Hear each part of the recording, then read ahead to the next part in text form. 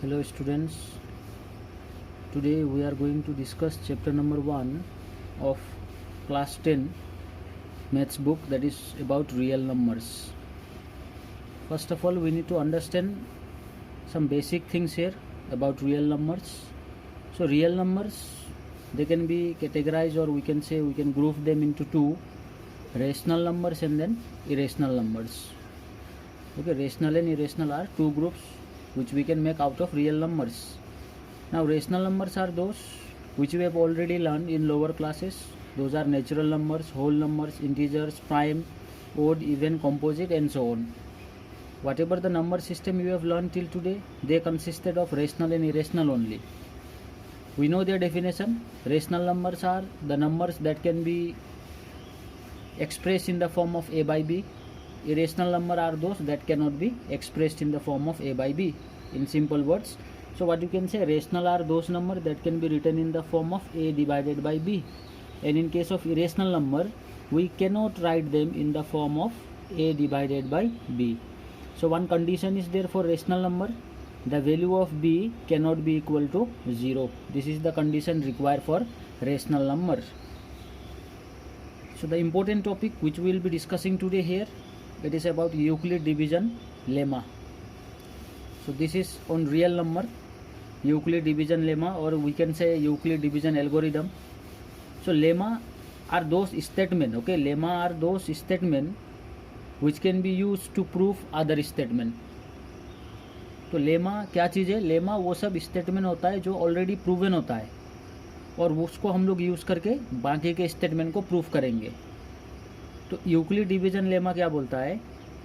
अगर कोई भी पॉजिटिव इंटीजर होगा, ठीक है, कोई भी पॉजिटिव इंटीजर होगा, तो एक यूनिक होल नंबर हमें मिलेगा. मतलब हम लोग वो जो दो इंटीजर्स था उसको हम लोग जब भी एक्सप्रेस करेंगे तो हम लोग को दो ऐसे नंबर मिलेंगे जो यूनिक होगा.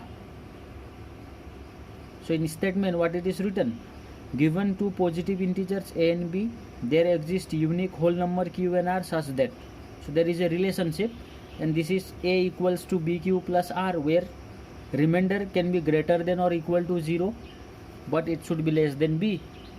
तो यहाँ पे समझ लेते हैं कि ये a b q r क्या होता है. a का मतलब होता है dividend, I have clearly written it. b का मतलब होगा डिवाइजर, q का मतलब होगा कोएफिशिएंट, r का मतलब होगा रिमाइंडर. सो इन वर्ड्स सिंपली जो हम लोग को जो डिवीजन सिखाया जाता था लोअर क्लासेस में, वही चीज़ है यहाँ पे जो हम लोग यूक्लिड डिवीजन लेमा बोल के पढ़ते हैं. बाकी ये कुछ नहीं है. सिंपली ये क्या है? डिवीजन का प्रोसेस है जो हम लोग ने छोटे क्लास पे सिंपली डिवाइड बोल के पढ़े थे. अभी हमें क्या करके पढ़ना है? Euclid division lemma. ये डिवीजन ही सिस्टम है जो हम लोग a equals to B Q plus R पे एक्सप्रेस कर रहे हैं. बस इट इज़ क्वाइट सिंपल. अब ये यूक्लिड डिवीजन एल्गोरिदम, इसका काम क्या है? इसका काम होता है HCF फाइंड करना. ठीक है, to obtain the HCF of two positive integer से a and b विथ a greater than b, the following steps are followed. तो यूक्लिड डिवीजन एल्गोरिदम से हमें क्या मिलेगा? उसका काम क्या है? उसका काम है कि हम लोग दो इंटीजर्स का HCF को कैलकुलेट कर सकेंगे. तो मैंने यहाँ पे स्टेप्स लिखा हुआ है, I will explain you in one by one. तो स्टेप नंबर क्या है? Apply Euclid lemma to A and B to find whole numbers Q and R such that. Simply हमें जो नंबर दिया जाता है उस पर डिवीजन का प्रोसेस को यूज़ करना होगा, और हमको क्या चीज़ का वैल्यू ढूंढना होगा? Value of Q and value of R. ये दोनों का वैल्यू मुझे ढूंढना पड़ेगा, क्यू और आर का. तो नेक्स्ट स्टेप नंबर 2 देखेंगे. तो स्टेप नंबर 2 पे, स्टेप नंबर 2 बोल रहा है कि व्हेन आर इक्वल्स टू 0, ठीक है, अगर रिमाइंडर का वैल्यू हमें 0 मिलेगा, then b is the HCF of a and b.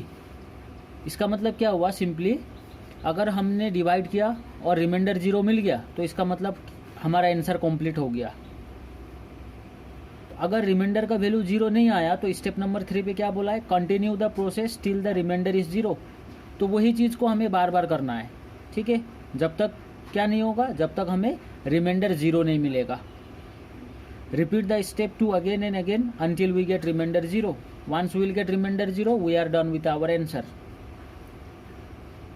Okay, we will solve some question. I have already solved some questions here. मैंने यहाँ पे कुछ questions एग्जाम्पल के तौर पे solve करके दिया हुआ है. Use Euclid division algorithm to find the HCF of 56 and 88. तो इसका स्टेप्स क्या है ये समझ लेते हैं अभी। तो जो नंबर दिया रहता है उसे लिखना होता है। गिवन नंबर्स आर 56 एंड 88 जो कि क्वेश्चन पे ऑलरेडी अवेलेबल होगा। अब जो वो यूक्लिड डिवीजन एल्गोरिदम था उस पर हमने एक स्टेटमेंट लिखा था a equals to B Q plus R, ये हम लोग ने लिख के रखा था। तो अब ये a और b का वैल्यू हमें लेना होता है। तो सिंपली इजी रखने के लिए तुम्हें क्या याद रखना है कि जो ग्रेटर नंबर होगा वो होगा a का वैल्यू और जो स्मॉलर नंबर होगा वो होगा b का वैल्यू।